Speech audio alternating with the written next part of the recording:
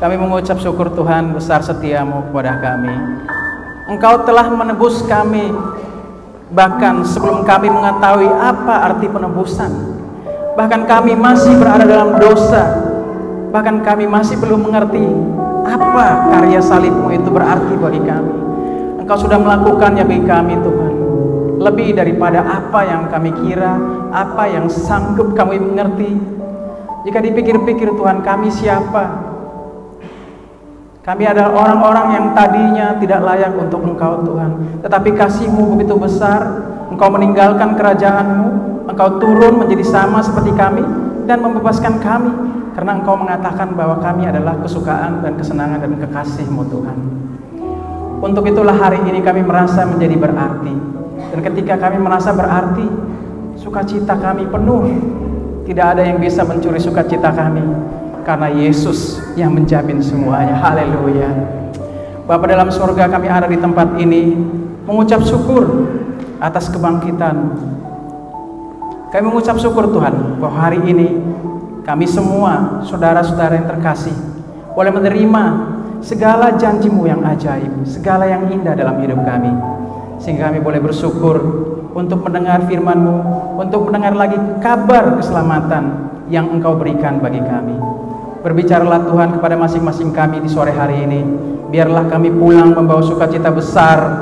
Biarlah kami pulang membawa damai sejahtera. Biarlah ketakutan kami tinggalkan di sini, dan kami pulang dengan membawa kelepasan dari Yesus Kristus Tuhan dan Juru Selamat kami. Haleluya. Urapi masing-masing kami Tuhan, baik hamba yang menyampaikan isi hati-Mu dan anak-anak-Mu yang mendengarkannya. Biarlah semua sesuai dengan apa yang Kau inginkan di sore hari ini. Di dalam nama Tuhan Yesus kami berdoa. Yang percaya sama-sama katakan amin. Berikan kemuliaan bagi Tuhan. Silakan duduk Bapak Ibu Saudara. Salam. Puji Tuhan, ada sukacita. Hari ini Yesus bangkit. Kita sudah tidak lagi mati, kita semua juga ikut bangkit, amin.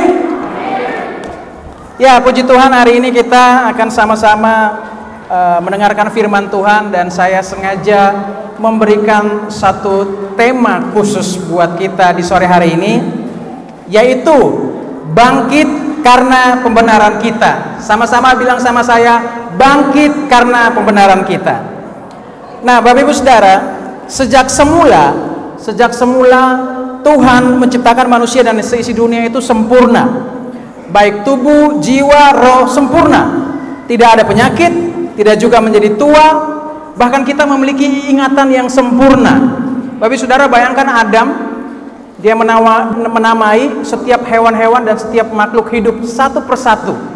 Kalau kita nonton Discovery Channel hari ini disebut namanya, besok putar lagi mungkin kita lupa, kecuali yang ada di kebun binatang. Benar nggak Bapak Ibu Saudara? Tetapi Adam ketika dia berhasil menamai hewan satu persatu semuanya, dari kecil, dari yang virus-virus paling kecil sampai yang paling besar, kemudian nanti semua hewan-hewan itu datang kembali kepada dia bisa mengenalinya dengan namanya. Itu yang namanya bahwa kekuatannya sempurna, manusia akalnya sempurna, tidak lupa ingat. Kalau kita salam kiri kanan, sebutin nama, 5 menit kemudian habis tepuk tangan, ditanya nama siapa tadi, lupa, ya, karena kita semakin tua dan semakin merosot. Itu karena apa? Karena dosa yang dilakukan Adam dan Hawa di Taman Eden. Nah, kita lihat bahwa pada saat manusia di Taman Eden, dia tidak bekerja keras, dia tidak mengalami keraguan, dia juga tidak cemas, tetapi kemudian apa? Dosa datang merubah semuanya. Merubah semuanya. Semua yang dulu indah kini tidak lagi indah. Begitulah kira-kira setelah Adam dan Hawa jatuh dalam dosa. Manusia kemudian dikutuk oleh Allah, dan setelah dia dikutuk oleh Allah, tidak ada yang dapat mengangkat kutuk itu selain daripada Allah sendiri. Manusia mana atau kuasa mana yang bisa mengangkat kutuk? Kan kita tahu bahwa ketika Tuhan menutup pintu, tidak ada orang yang dapat membukanya. Ketika Ia membuka, tidak ada yang dapat menutupnya. Demikian juga ketika Ia mendatangkan kutuk atas manusia, atas pelanggaran dosanya, tidak ada kemungkinan manusia ini bisa selamat. Dan karena tidak ada kemungkinan itu, maka Ia harus datang sebagai manusia. Kalau Ia sebagai Allah menggagalkan kutuknya sendiri, maka Ia menyangkali dirinya bahwa Ia adalah kudus. Sebabnya dia harus mengutus anaknya sendiri yang sama seperti kita, manusia ilahi, supaya oleh karena dia kita mengalami penebusan hari ini. Jadi kalau Allah sebagai Bapa, dia ngomong A kemudian dia B, maka dianggap sama setan dan seluruh makhluk bahwa A ini Tuhan pelin-pelan. Tetapi karena dia menghukum dosa tetapi menebus orang berdosa, dua hal yang menjadi dilema di sorga ketika dia harus menghukum dosa dan menyelamatkan kita orang berdosa. Sebabnya apa? Ia datang menjadi manusia, mengambil rupa dengan kita, supaya apa? Supaya ia menggantikan posisi Adam yang sudah korup, menjadikan kita lagi manusia sempurna, sehingga ada kebanggaan Allah sama kita bahwa hari ini oleh darah Yesus kita menjadi sempurna, kembali seperti Adam dan Hawa waktu itu. Berikan kemuliaan bagi Tuhan.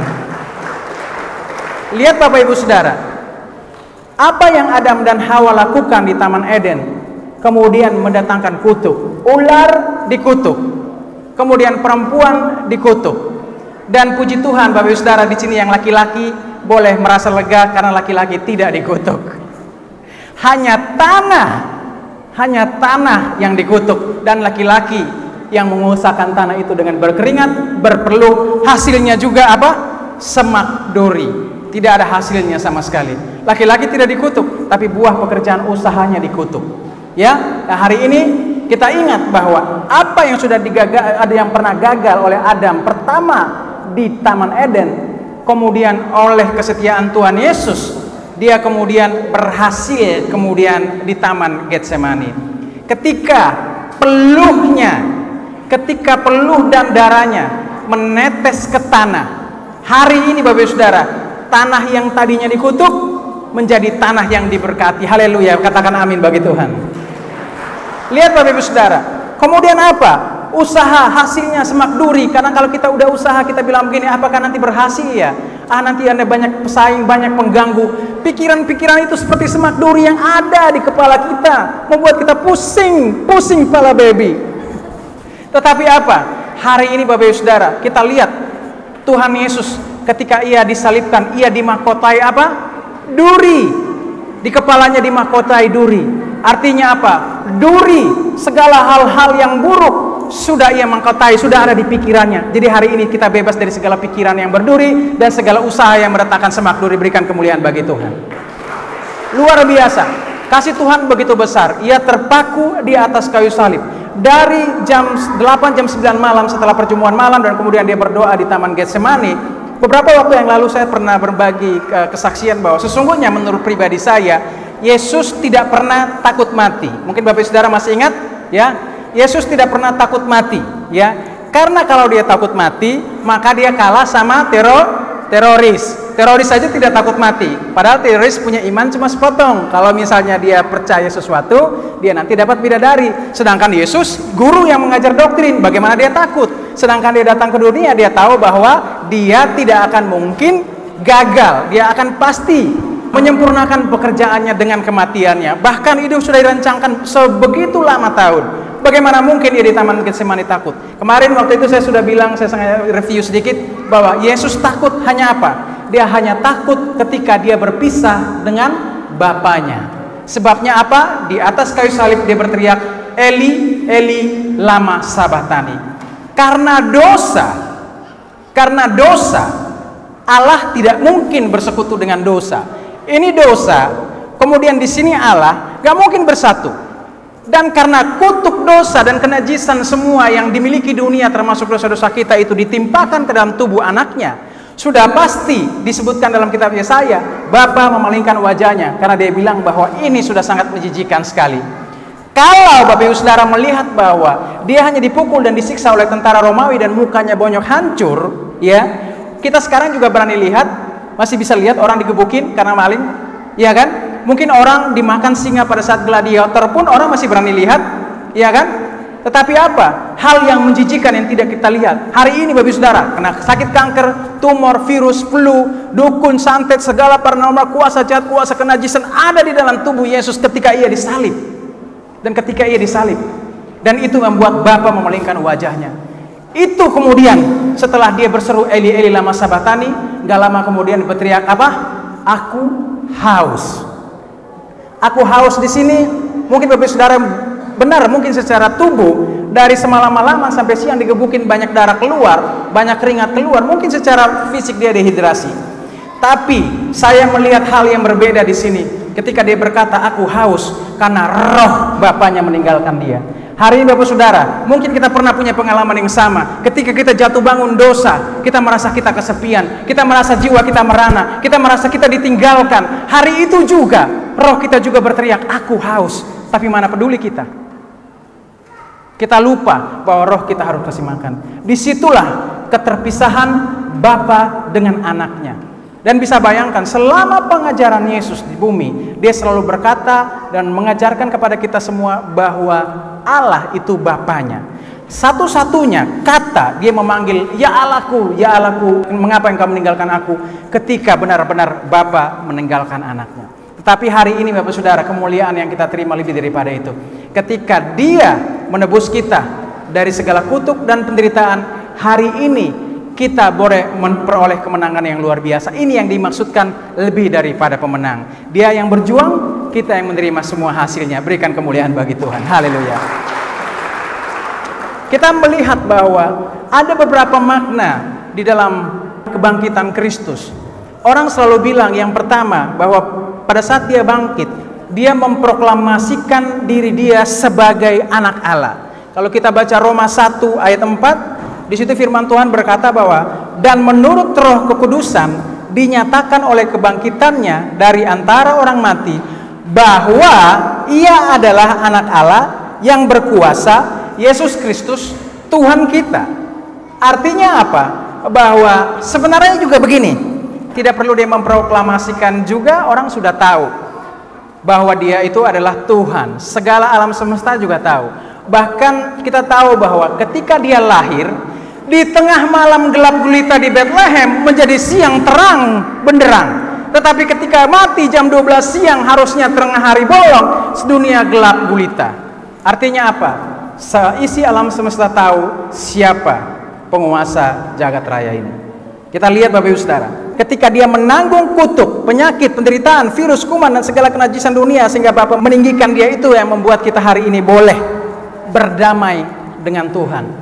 Coba kita bayangkan, siapa yang bilang Yesus bukan Tuhan? Bapak Ibu Saudara ingat, nanti dibaca di rumah, ketika Yesus di Taman Getsemani, ketika ia mau ditangkap, kemudian mereka mencari dia dan bertanya tentang dia, kemudian dia maju ke depan dan dia berkata, akulah dia. Bayangkan cuma hanya ngomong begitu, pasukan nih, misalnya Bapak Ibu Saudara kan tahu lewat depan banyak Kopassus, anggaplah di situ Kopassusnya orang yang gagah perkasa, pilihan. Ini karena mencari orang yang dimusuhi selama ini. Dia hanya bilang akulah dia, kemudian mereka tersungkur. Nah, secara manusia Yesus bisa saja menghajar mereka semua. Tetapi kalau demikian bukan maksud dan kehendak Allah yang jadi, tetapi karena manusia Yesus. Hari ini kalau itu terjadi, maka kita tidak akan mengalami yang namanya keselamatan akan dosa. Kemudian, apa makna lain dari kebangkitan Yesus? Saya catat di sini tentang kita hidup ini menjadi penuh pengharapan. Coba Bapak Ibu Saudara baca Yohanes 20 ayat 1 sampai 23. Sambil membuka Alkitabnya dan sambil dimunculin di slide, saya mau kasih gambaran sederhana. Dari semenjak Dan Brown menulis buku dan membuat film tentang Maria Magdalena, disebutkan dan digosipkan menurut dia dalam bukunya bahwa ia merupakan kekasih atau pacarnya Yesus. Itu adalah perkataan yang paling benar-benar menghina. Tetapi kemudian saya juga bertanya, sepanjang dari buku itu sampai detik hari ini saya mau melayani di sini bersama Bapak Ibu Saudara, saya merasakan sukacita yang besar karena Tuhan menyimpan jawaban itu cukup lama dan hari ini kita akan mendengarnya bersama. Saya bertanya, kenapa begitu banyak murid Tuhan, tetapi kenapa dia milih perempuan itu, sehingga akhirnya Dan Brown menulis bahwa benar-benar perempuan inilah merupakan ada hubungan dengan Yesus Kristus. Maksudnya hubungan asmara. Tetapi Bapak Ibu Saudara, lihat, hari ini, beberapa hari yang lalu, maksudnya untuk melayani Tuhan di hari ini, saya mempersiapkan firman Tuhan ini, kemudian Tuhan berkata dari jawaban dari pertanyaan saya selama ini, kemudian dijelaskan di dalam ayat ini yang kita akan baca bersama. Di situ dia bilang apa? Bahwa dari semua orang yang dianggap dosanya paling banyak dan pernah hampir dirajam sampai mati adalah Maria Magdalena.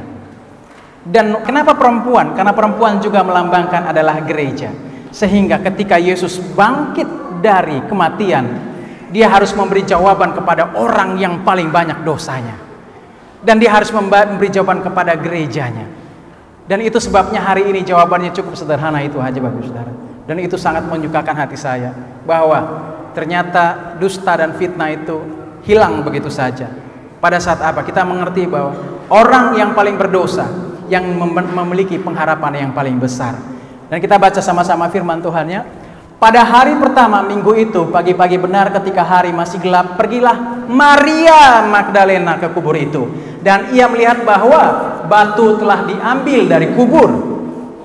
Ia berlari-lari mendapatkan Simon Petrus dan murid yang lain dikasih Yesus, dan berkata kepada mereka, Tuhan telah diambil orang dari kuburnya, dan kami tidak tahu di mana ia diletakkan.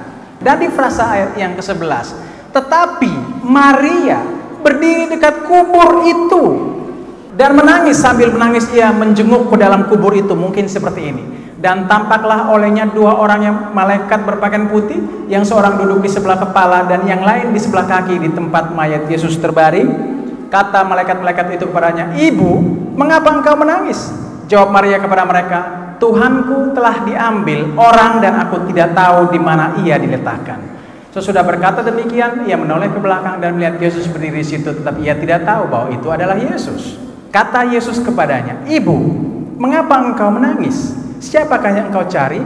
Maria menyangka orang itu adalah penunggu taman, lalu berkata kepadanya, Tuhan, jikalau Tuhan yang mengambil dia, katakanlah kepadaku di mana Tuhan meletakkan dia, supaya aku dapat mengambilnya.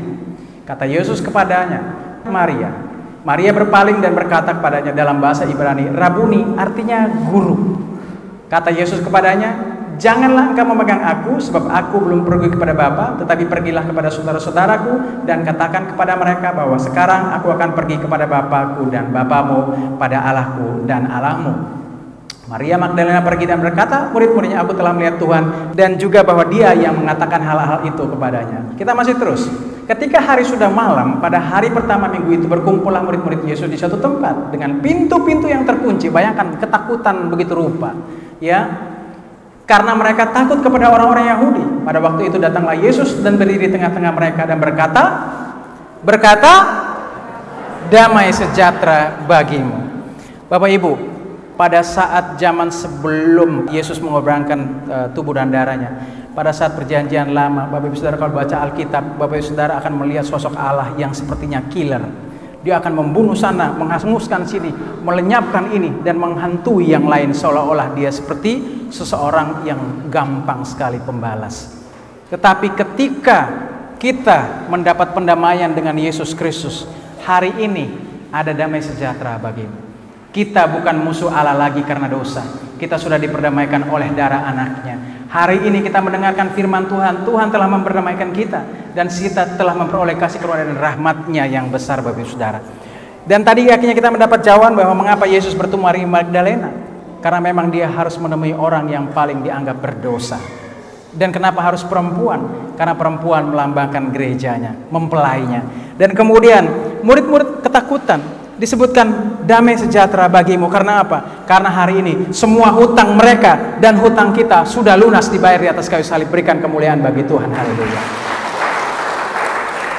Kemudian disebutkan dalam Roma 6 ayat 23, sebab upah dosa ialah maut, tetapi karunia Allah ialah hidup yang kekal dalam Yesus Kristus Tuhan kita.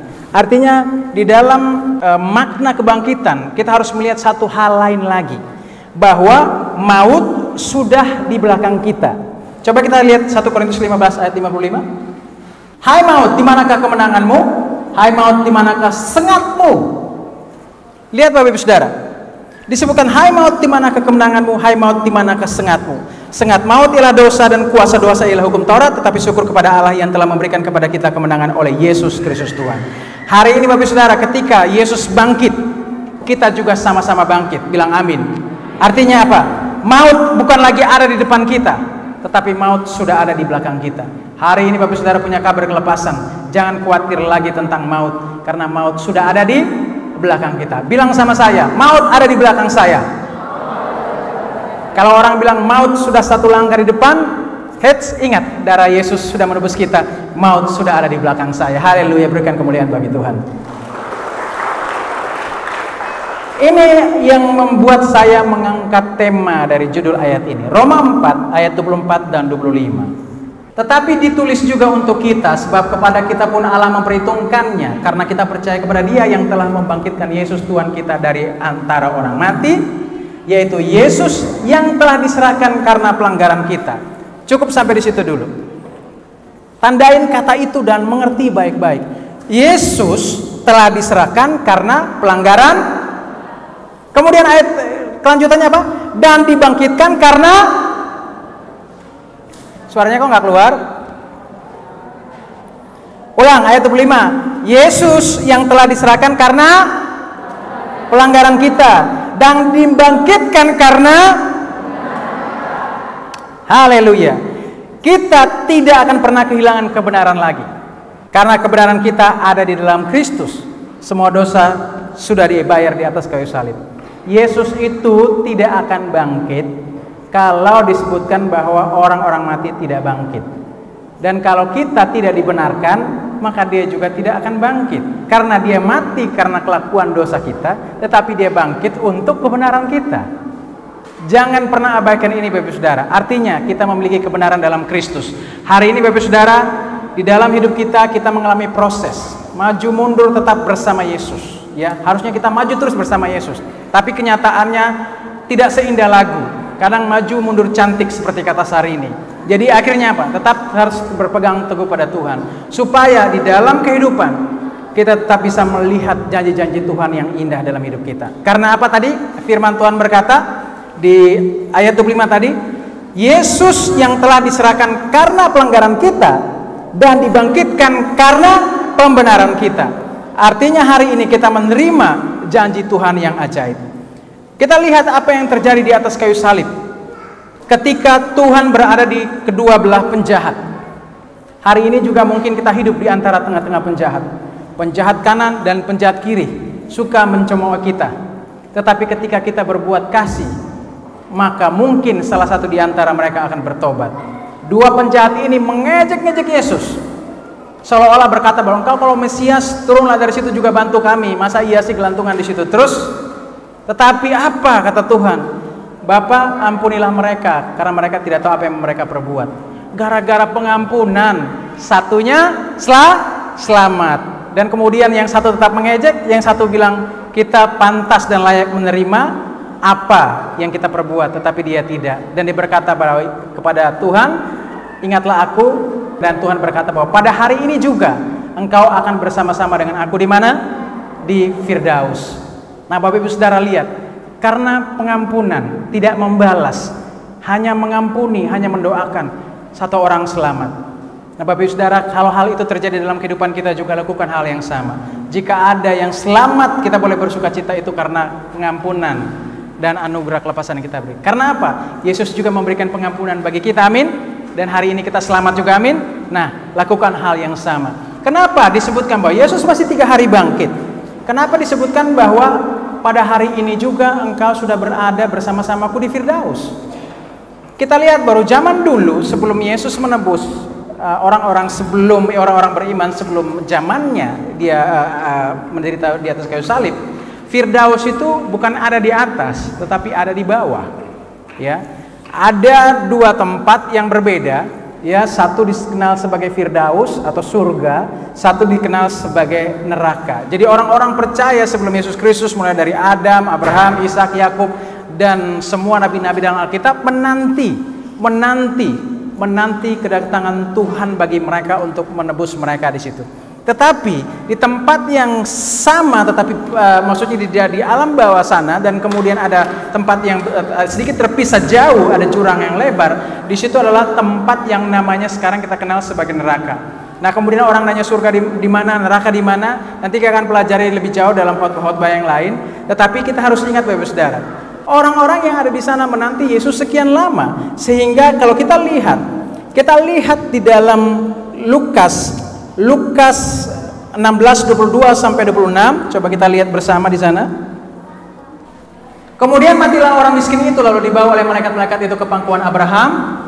Orang kaya itu juga mati lalu dikubur, dan sementara ia menderita sengsara di alam maut, ia memandang ke atas dan dari jauh dilihatnya Abraham dan Lazarus duduk di pangkuannya. Lazarus di sini berbeda dengan Lazarus saudara Maria ya. Kebetulan namanya sama, nanti lain waktu kita akan bahasnya. Lalu ia berseru katanya, Bapa Abraham, kasihanilah aku, suruhlah Lazarus supaya ia mencelupkan ujung jarinya ke dalam air dan menyejukkan lidahku, sebab aku sangat kesakitan dalam nyala api ini. Bapak Ibu Saudara bayangkan, orang ini ada di dalam nyala api, tapi dia juga bisa melihat. Artinya apa? Walaupun kebakar, mata masih ada. Kenapa dia bilang taruh di lidah? Artinya lidahnya masih ada, tetapi dia akan haus dan lapar dan kesakitan. Kemudian lanjut, selain daripada itu, di antara kami dan engkau terbentang jurang yang tak terseberangi. Jadi antara ada pemisah, jurang yang tak terseberangi. Dari sini kepadamu, ataupun mereka yang mau datang dari situ kepada kami, dan tidak dapat menyeberang. Kata orang itu, kalau demikian aku minta kepadamu Bapa, supaya engkau menyuruh dia ke rumah ayahku, sebab masih ada 5 orang saudara, supaya memperingati mereka dengan sungguh-sungguh agar mereka jangan masuk ke dalam tempat penderitaan ini. Tetapi firman Tuhan berkata, di sana ada kesaksian Musa. Dan kemudian apa yang terjadi? Kalau kita lihat di dalam Matius 27 ayat 50-53, kemudian pada saat Tuhan Yesus mati, begitu banyak orang bangkit dari kubur, dan mereka semua itu adalah orang-orang pada saat sebelum Yesus menyelamatkan mereka. Dari Adam, Hawa, kemudian semua nabi-nabi, orang-orang percaya yang berharap kepada Yesus, kemudian mereka semua dibangkitkan dan mereka menunjukkan diri atau menampakkan diri di Yerusalem. Kemudian nanti kita akan telusuri lagi, baca lebih jauh di dalam Kisah Para Rasul.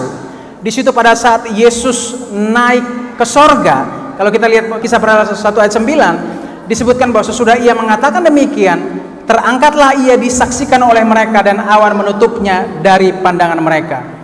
Bapak Ibu Saudara bisa bayangkan, mungkin hari ini kita hanya melihat awan itu seperti awan yang ada di udara hari ini. Tetapi awan yang dimaksudkan waktu itu adalah semua sekumpulan besar orang-orang yang bangkit waktu itu naik berkerumun sama besarnya seperti awan-awan bersama Yesus naik ke angkasa. Ibrani 12 ayat 1 menguatkan ayat itu. Karena kita mempunyai banyak saksi bagaikan awan yang mengelilingi kita, marilah kita menanggalkan semua beban dan dosa yang begitu merintangi kita dan berlomba dengan tekun dalam perlombaan yang diwajibkan bagi kita. Dan Bapak Ibu Saudara, banyak hal yang Tuhan kerjakan buat kita. Ada satu ayat yang Bapak Ibu Saudara mungkin terlewati. Saya ajak Bapak Ibu baca bersama Wahyu 1 ayat 17. Mengapa kita tidak akan pernah masuk ke dalam kerajaan maut? Kita baca Wahyu 1 ayat 17.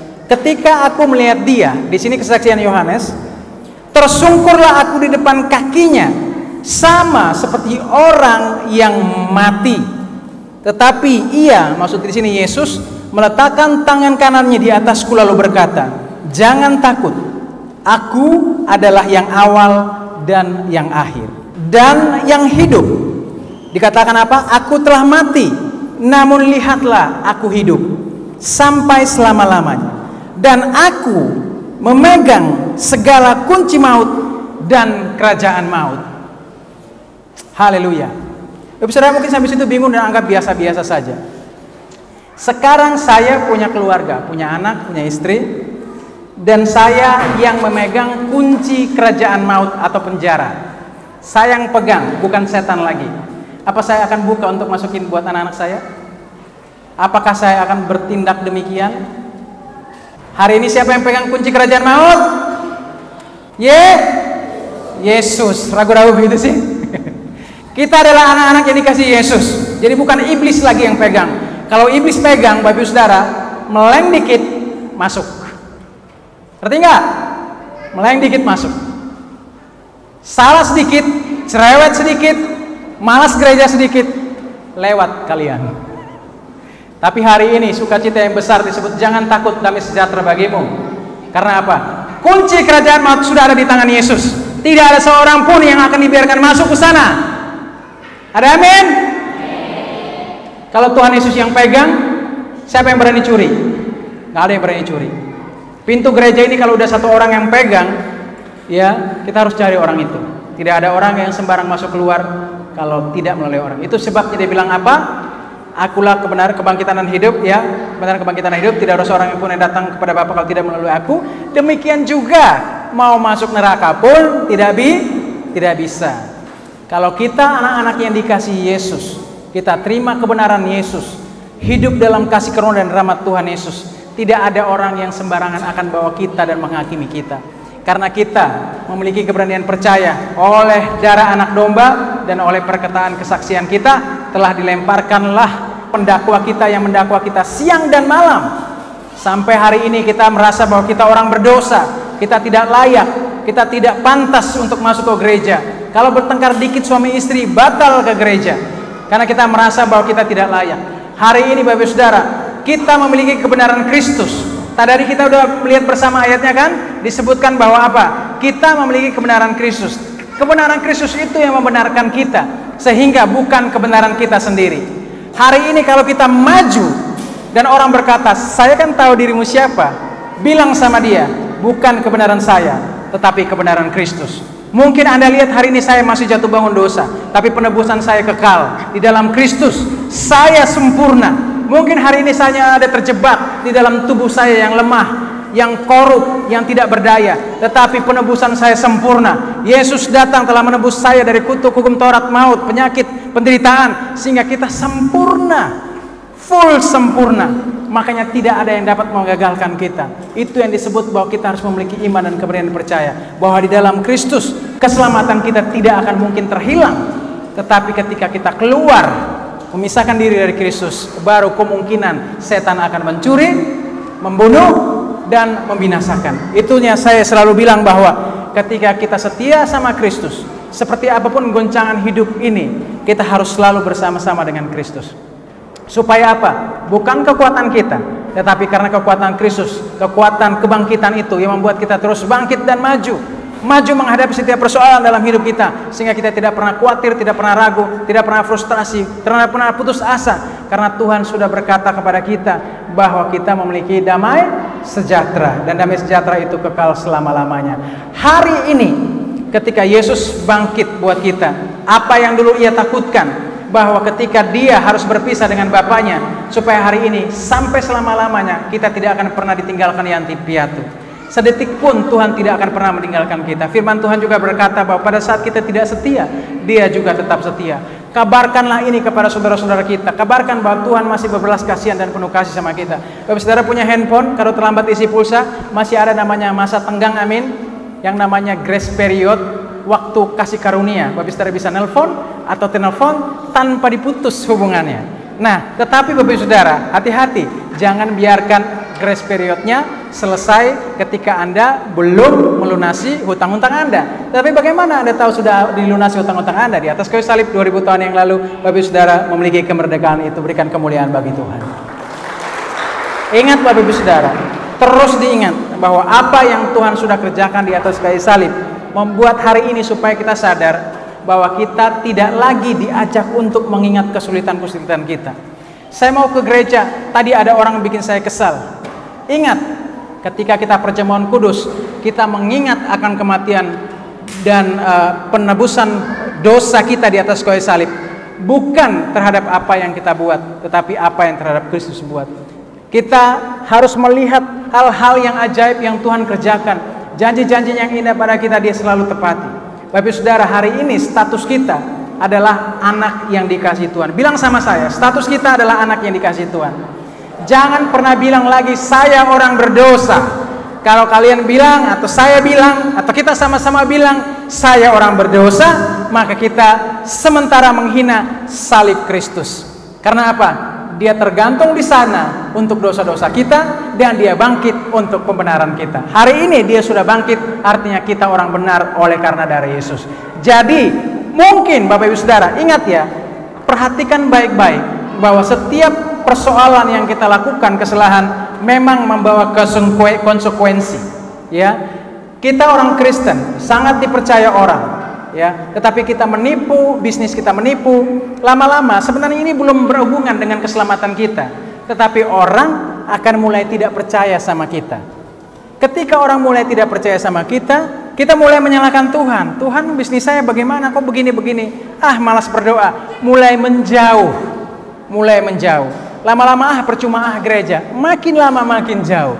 Akhirnya apa? Iblis mencuri, membunuh, dan membinasakan. Hari ini Bapak Saudara, kalau Tuhan mau supaya kita tidak berdosa, sesungguhnya tidak ada hubungan dengan keselamatan. Tetapi ketika kita terus-menerus mengingkari karya salib Kristus, barulah iblis mencuri, membunuh, dan membinasakan kita. Tetapi sesungguhnya Tuhan mau supaya kita tidak berdosa, supaya apa? Kita memiliki kepercayaan orang lain. Supaya orang melihat kita menjadi saksi bahwa benar ini orang ada Kristus hidup dalam dia. Supaya benar orang ini menjadi kesaksian surat terbuka sehingga banyak orang percaya dan diselamatkan. Dan ketika kita supaya jauh dari dosa, kita tidak merasa ditinggalkan seperti Yesus berkata, aku haus. Kita juga tidak berkata, ya Allahku, mengapa engkau tinggalkan aku? Karena hari ini kita menerima semua berkat pemulihan dan juga anugerah yang besar dari Yesus Kristus Tuhan Allah kita. Berikan kemuliaan bagi Tuhan. Hal yang terakhir kita baca Roma 5 ayat 17, 18, 19. Roma 5 ayat 17, 18, 19. Sebab jika oleh dosa satu orang maut telah berkuasa oleh satu orang itu, maka lebih benar lagi mereka yang telah menerima kelimpahan kasih karunia dan anugerah kebenaran akan hidup dan berkuasa oleh karena satu orang itu. Dia bukan cuma hidup saja, tetapi dia hidup dan berkuasa oleh karena satu orang itu, yaitu Yesus Kristus. Sebab itu sama seperti oleh satu pelanggaran, yaitu pelanggaran Adam, maksudnya di sini semua orang beroleh penghukuman. Demikian pula oleh satu perbuatan kebenaran semua orang beroleh pembenaran untuk hidup. Jadi sama seperti oleh ketidaktaatan satu orang semua orang telah menjadi orang berdosa, demikian pula oleh ketaatan satu orang semua orang menjadi orang benar. Haleluya, berikan kemuliaan bagi Tuhan. Ingat Bapak Ibu Saudara, status kita bukan lagi orang berdosa. Di akhir ayat tadi disebutkan bahwa karena demikian pula ketaatan satu orang semua orang menjadi orang benar. Berarti tidak ada lagi orang yang salah. Kalau ketika kita Natalan kita selalu bilang repeat the sounding joy. Repeat the sounding joy. Harusnya kebangkitan ini juga kita ikut repeat the sounding joy. Inilah sukacita besar ketika Yesus telah bangkit bagi kita. Artinya kita memiliki pengharapan sebab dia hidup, ada hari esok. Bayangkan kalau Yesus tidak bangkit, maka mungkin akan beratus-ratus tahun murid-muridnya tinggal dalam kamar terus. Tetapi karena apa? Yesus bangkit, mereka keluar berserak, maka hari ini kita menerima kabar baik Injil kebenaran, sukacita, dan seluruh dunia diselamatkan oleh karena apa yang sudah Yesus buat di atas kayu salib. Berikan kemuliaan bagi Tuhan. Yesus luar biasa, Yesus dahsyat, Yesus ajaib. Ingat Bapak Ibu Saudara, sekali lagi saya ingatkan, ya, jangan pernah menilai bahwa kita orang berdosa, karena kita akan menista. Sekarang ada bahasa yang paling keren, menista. Jadi saya gunakan itu. Kalau kita bilang kita orang berdosa, maka kita menista Bapa kita, Yesus, yang sudah mengorbankan segala-galanya bagi kita. Hari ini firman Tuhan kita sudah dengar, disebutkan bahwa kita adalah orang yang dibenarkan oleh darah Yesus. Kalau setan mau mendakwa kita, tetangga mau mendakwa kita, penyakit mau mendakwa kita, suasana hati, pikiran, pencobaan mendakwa kita, kita bilang bahwa saya sudah dibenarkan oleh darah Yesus. Ingat, aku adalah Alfa dan Omega. Aku adalah Alfa dan Omega. Hari ini Bapak Saudara, jika divonis dokter, umurnya tidak lama lagi, Anda akan ditagih sama penagih utang yang membuat Anda stres, tidak bisa tidur.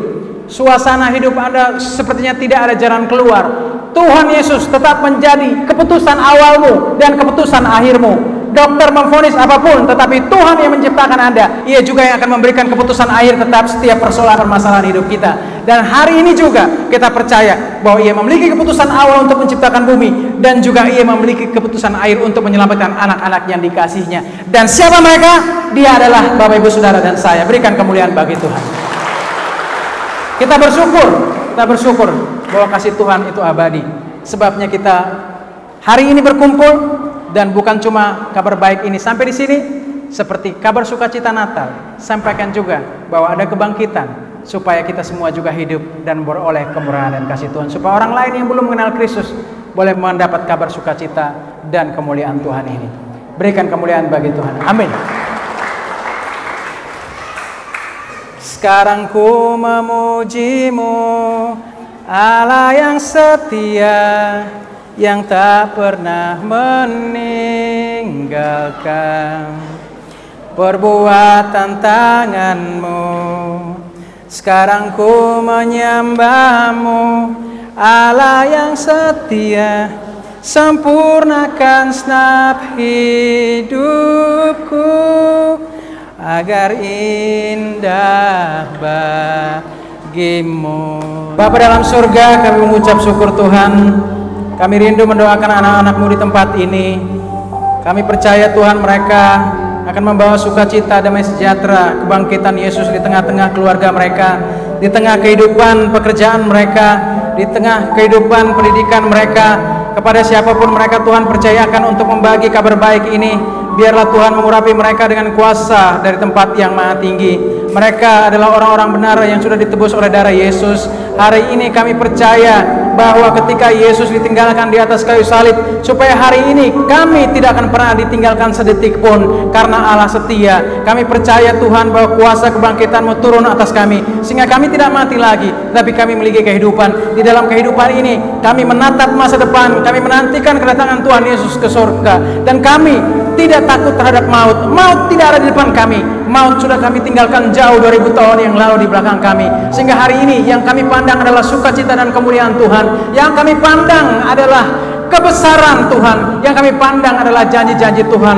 Engkau mau ya Tuhan, supaya bukan saja nanti suatu saat ketika kami masuk surga baru kami bersukacita, ketika kami masuk surga baru kami bersenang-senang. Tetapi firman-Mu berkata, jadilah kehendak-Mu di bumi seperti di surga pada saat Engkau mengajarkan kami doa Bapa kami, supaya hari ini apa yang terjadi di surga terjadi juga di dunia.